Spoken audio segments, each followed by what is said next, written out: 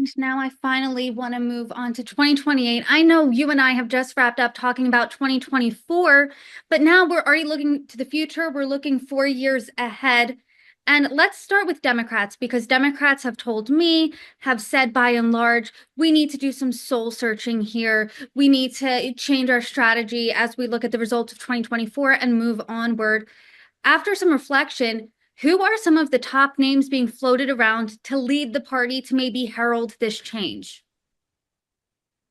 Yeah, so you might recall last month we decided to ask an open-ended question of, you know, likely Democrat and Republican primary voters, who would they like to see as the nominee in 2028? And we got a lot of different responses. Most people aren't really sure. Granted, it is very early. We've got a good 4 years here, 3 years until any sort of votes are cast. Again, very early, but we did want to test some of the names that are floating out there, some of the names that we saw in those results. So I think I'll start with Mark Cuban. I think that's one of the most interesting ones. He was not among the most listed in last month's poll. So when Democrats are thinking of someone they would like to see as a nominee, he's not necessarily the first one who comes to mind.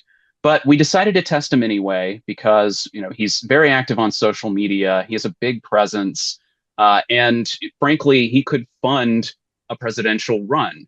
So he is among the best known of the candidates, and he's also among some of the most liked. So 35% have a favorable view of him overall. 10% have never heard of him.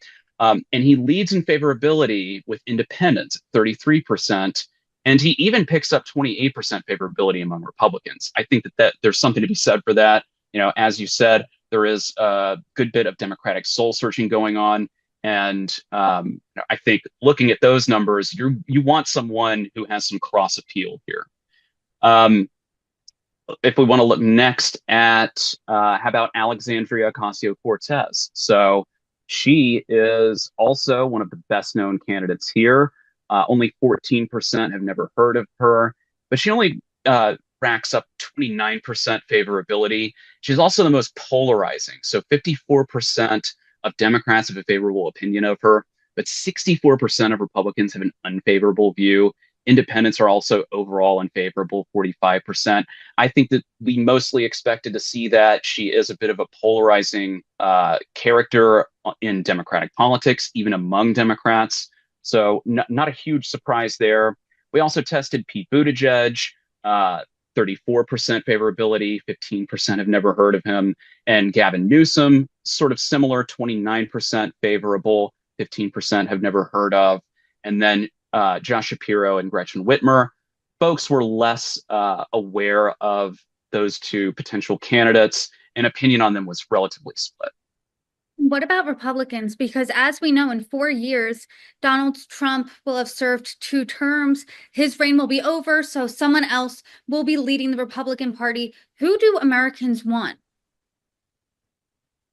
Well, right now, I think if Republicans had their choice, they'd probably say 4 more years of Trump. He has the highest favorability here, 51% versus 45% unfavorable, with independents split evenly. But looking a little bit further down, we see Vance. He's at 41% favorable, 41% unfavorable. I think there's perfectly respectable favorability there. He's well known, and those numbers are mostly split among party lines. Otherwise, we haven't really waded into that Republican side, apart from testing Elon Musk, who would be ineligible for the presidency. But right now, I think Vance is certainly in a good position if he decided to run in 2028. Well, Matt, thank you so much for the wide-ranging poll. We certainly learned a lot today.